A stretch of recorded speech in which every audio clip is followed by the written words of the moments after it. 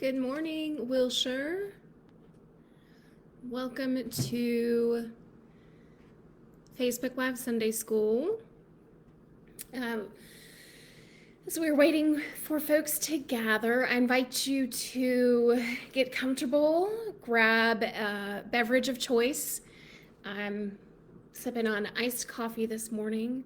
It's a little bit warmer outside, so I felt like getting an iced coffee. I also invite you to let us know that you're here by saying hello in the comments. It's also nice. I'm just curious to know where you are. Even if you're in Dallas, tell us where you are. Living room, dining room. I'm in my dining room right now. It would be interesting to see where everybody is this morning. We are going to pick up where we left off last week with our study of, excuse me, our study in Exodus. So grab a pencil and paper if you would like to take notes, or even if you would like to, you can take notes on your smartphone in a notes app, anything that helps you keep track. There will be some moments where I will invite you to make comments or ask questions. If you're not comfortable sharing those comments or questions in the comment section, that's another chance for you to write down what you're thinking or what you would like to ask, so that you don't have to share it here. So welcome. So if you're here, feel free to say hello. Again, my name is Ashley. I am one of the pastoral residents here at Wilshire. I am sipping on an iced coffee this morning, and waiting for folks to gather. I hope everyone is having a lovely Sunday morning. It's nice and sunny here in Dallas. It's rather warm outside again. Somebody called this fake fall because it was cool for a few days, and now it's hot again. So welcome. All right. Hi, George. Good to see you this morning. Welcome, George. All right. I also want to mention, if at any point during this you have questions or you have prayer concerns or celebrations, there will be a time where we can share that. And you would like to reach out to someone on the ministerial staff, you can always email us at pastor@wilshirebc.org. And someone on the staff will reach out to you and connect with you. So please feel free to reach out to us at any time with any prayer concerns or celebrations. We would love to reach out to you. So welcome. Well, let's jump right in. I do want to remind you all, so we are kind of picking up where we left off last week. We did a study in Exodus, and I would like to start this session off and end this session with a poem.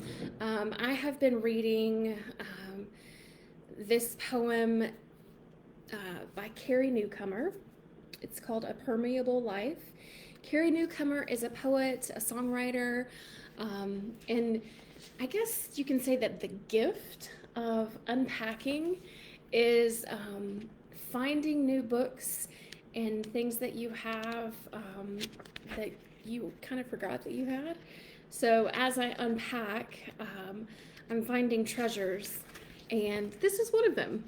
So Carrie Newcomer, her book of poetry, I was reading through it this week, and so many of them stood out, but two in particular really felt like they just kind of were such a really great beginning and end to this lesson that we are going to explore in Exodus today. So the first one is entitled showing up. You are holy and sacred and utterly unique. There are gifts you were born to give, songs you were born to sing, stories you were born to tell. And if you do not give it, the world will simply lose it. It is yours alone to offer. No one can give it for you. And dearest, listen, because this is important. This wounded world needs all the songs we can pull from the air. Every story that helps us to remember. It needs every single gift, large and small. And yes, dearest, this grateful world does rejoice. Every courageous time we are true to ourselves and to our gifts. And so it is, dear heart. We embrace the song and the story and all our gifts because the world has such great need and because the world exceedingly rejoices and because there is no sadder thing than to leave this world having never really shown up. So thank you all for showing up this morning. I will also link Carrie Newcomer's work in the comments after this session is over. So we are going to pick up where we left off last week in Exodus 2 and focus on the evolution of the character here of Moses' sister. So last week you might remember, if you were here, that we explored the stories of two named but not necessarily known midwives, Shiphrah and Puah.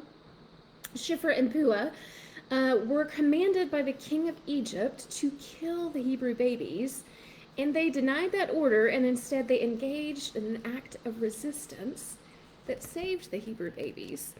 And that lesson is still up on our Facebook page, so in the interest of time, I want to jump into the text for today. And George says, there seems to be some, trouble with volume. Let's see.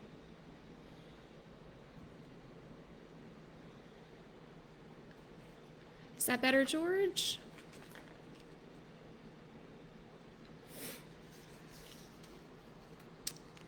I'll try to speak louder. So we're going to jump now. If you have your Bible or your Bible app, turn to Exodus 2, verses 1 through 5. Now a man from the house of Levi went and married a Levite woman. The woman conceived and bore a son, and when she saw that he was a fine baby, she hid him 3 months. When she could hide him no longer, she got a papyrus basket for him and plastered it with bitumen and pitch. She put the child in it and placed it among the reeds on the bank of the river. His sister stood at a distance to see what would happen to him. The daughter of Pharaoh came down to bathe at the river, while her attendants walked beside the river. She saw the basket among the reeds and sent her maid to bring it. When she opened it, she saw the child. He was crying, and she took pity on him. "This must be one of the Hebrews' children," she said. Then his sister said to Pharaoh's daughter, "Shall I go and get you a nurse from the Hebrew women to nurse the child for you?" Pharaoh's daughter said to her, "Yes." So the girl went and called the child's mother. Pharaoh's daughter said to her, "Take this child and nurse it for me, and I will give you your wages." So the woman took the child and nursed it. When the child grew up, she brought him to Pharaoh's daughter, and she took him as her son. She named him Moses because she said, "I drew him out of the water." So we see here that his sister, while she has a lot of action, remains unnamed in this part of the story. And if you remember last week, it was mentioned that the act of naming is a narrative tool that will bring out the importance of a character. So that then begs the question, does this mean that the sister here is not important? I would argue no, that does not mean that she's not important. What it does mean, however, is that there's a lot of movement here, and that the movement in the story makes her part of a collective she. A collective she and part of a movement, a current of sorts, that is pointing toward the action of presenting this character that we see at the end of Moses. So we see in the final edict of let the daughters live in the end of Exodus 1, where we ended last week, is there's a change to Exodus 2, and there's a series of nameless daughters. We see the daughter of Levi begins the chapter, followed by the birth of the baby boy. And then when the daughter decides she can no longer hide the baby boy, her daughter suddenly appears to witness the placing of the baby. And her daughter becomes his sister. The daughter of Pharaoh and her attendants. And they are then introduced when they arrive to bathe in the river, and they are greeted by the baby boy in the basket. And though the name of Pharaoh's daughter remains unknown, she's a pretty dynamic, round character here, and she shows pity on this crying baby, even though she knows that he's Hebrew. So the sister here, his sister, is really all that we know her as. She develops here into this fully rounded character when she becomes quick thinking. She becomes an advocate for this baby boy.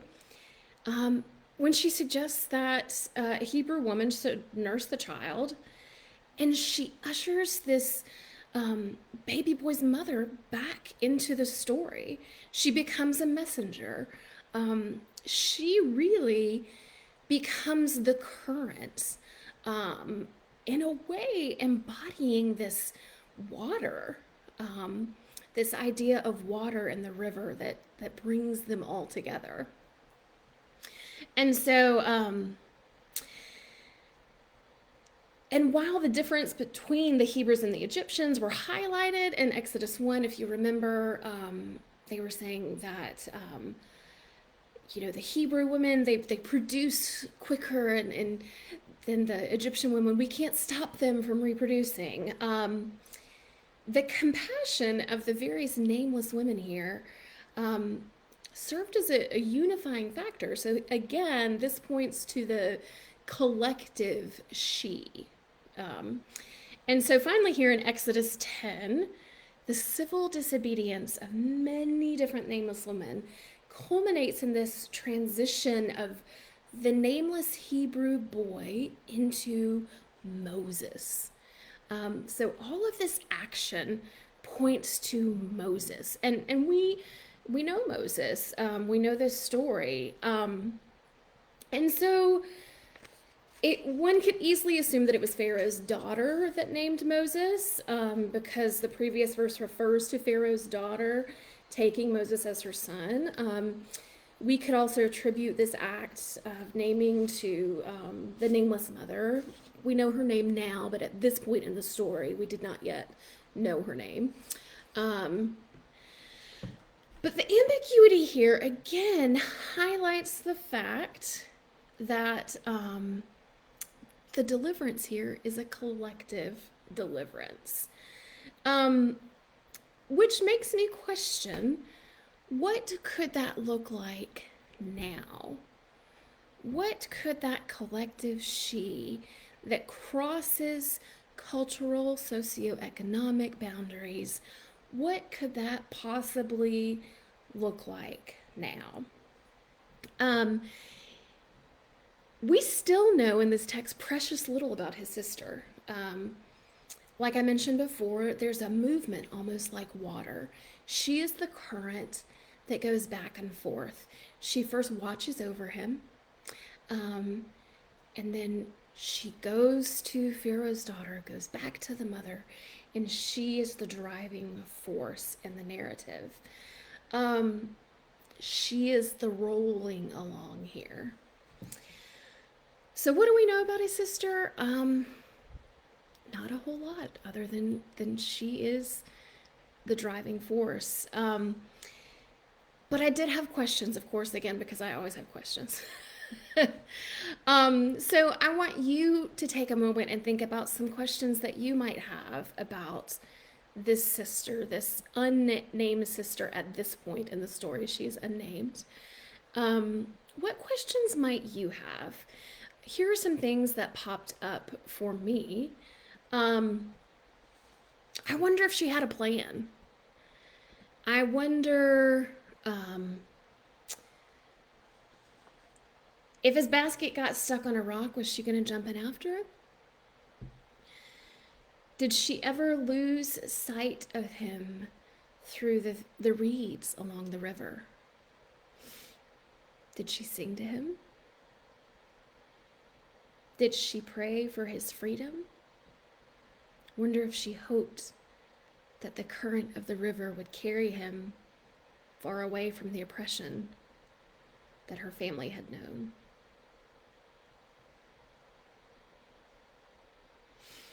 What are you wondering about as you imagine his sister keeping watch?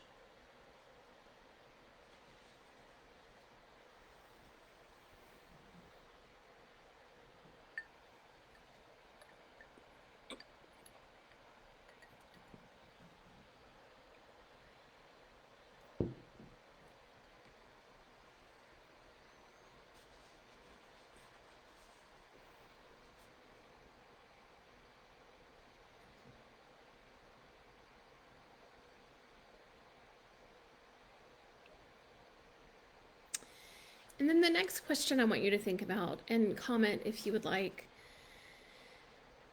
who has kept watch over you and your journey down the river, whatever your river might be? Name those people in the comment section here, or write them down in a note, or send them a text.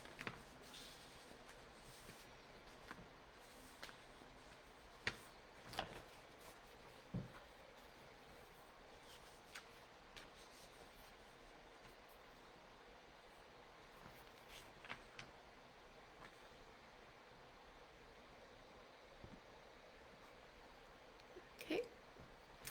So now, because I want to know more about his sister and who this person is and how her story developed, let's turn now to Exodus 15. Knowing that, yes, this does, George says that's a long list, happily. Yes, that is a great thing, George. I too have a long list of people that have kept watch over me, and that I'm very grateful for. That's great. Turn now to Exodus 15. And I do know that this does skip a very long part of the story. And what I'm doing this because I want to focus on the development of his sister and see what happens here. So turn now to Exodus 15, verse 20.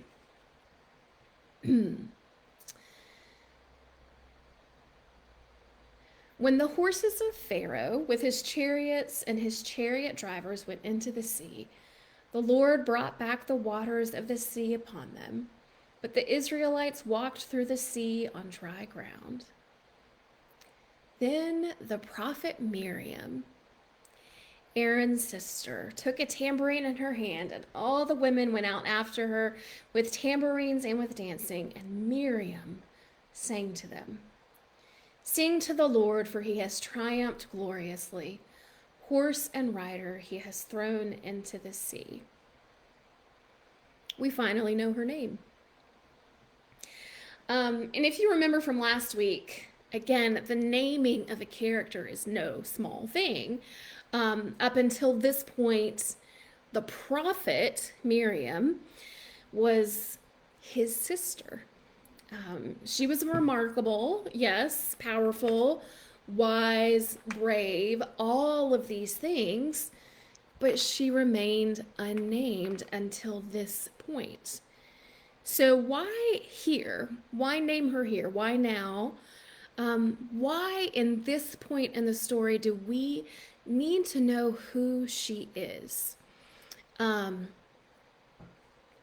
You might need to know in the beginning of this chapter, we have Moses leading the Israelites in a song to the Lord, celebrating the triumph over the Egyptians. They had just escaped years and years and years of being enslaved. And so this is a moment of triumph. It's also, I would imagine, a moment of coming out of generational trauma. And so this moment is huge.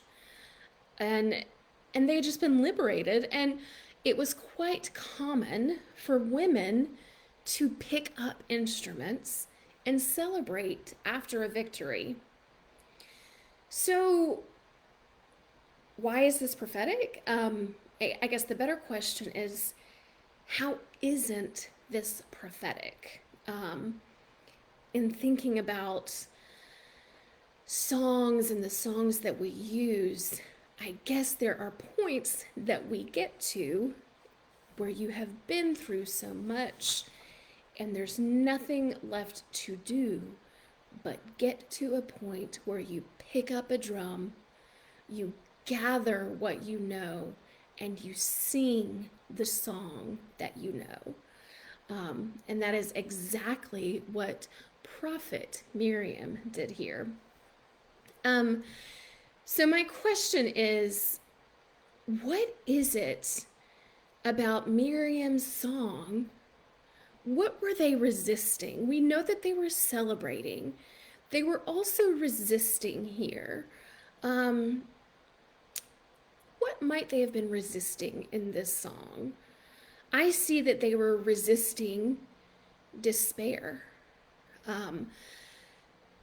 If you think about having just come through generations of enslavement, and then going into what will be a time in the wilderness, this song is a resistance to despair. It is prophetic. They even named her prophet Miriam. The song is hope. This song is victory. This song reminds us that the very act of singing is an act of resistance. The act of having hope, the act of praising in the face of adversity is an act of resistance. And then I wondered, perhaps Miriam knew what they would need to carry them through their time in the wilderness. She picked a refrain from what Moses and the Israelites had sung after the victory. She picked out a refrain. And perhaps Prophet Miriam knew that what they would need to carry them through their time in the wilderness was a refrain of hope. And so I want us to remember that today as we leave.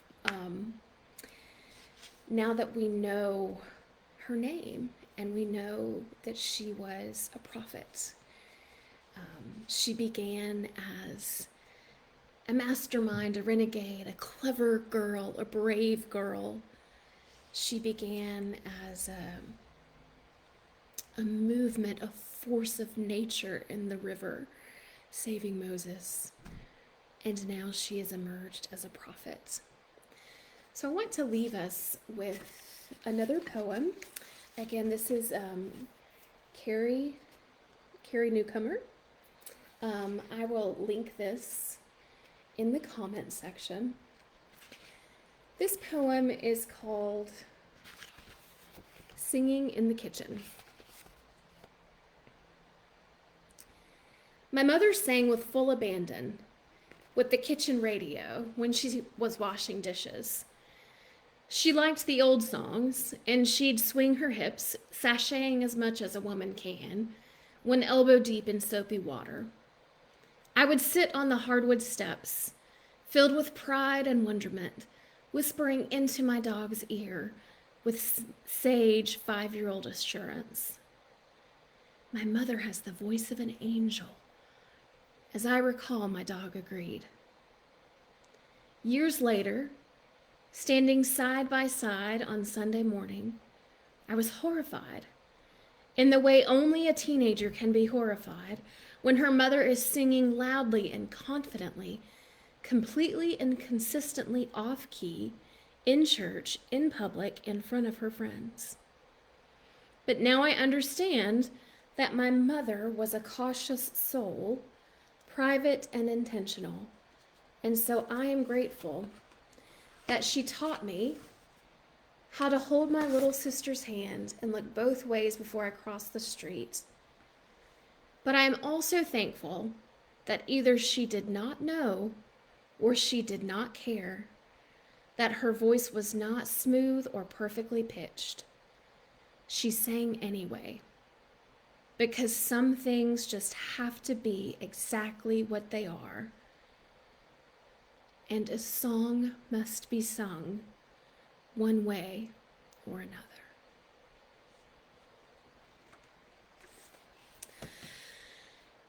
A song must be sung one way or another.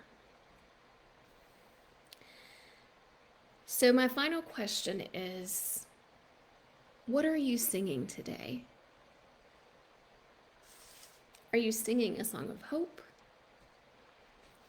Are you singing a song of victory? Who is singing with you? I invite you now to share any concerns or celebrations in the comment section.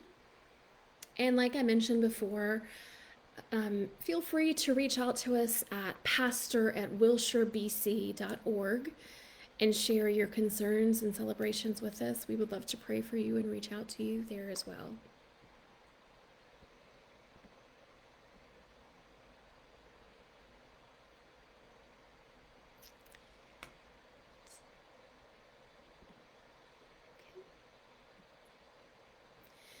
Hear these words of blessing today. As we go, we thank you for all of the named and unnamed among us. We thank you for all of the songs that carry us through our journeys. Amen. Thank you for joining us.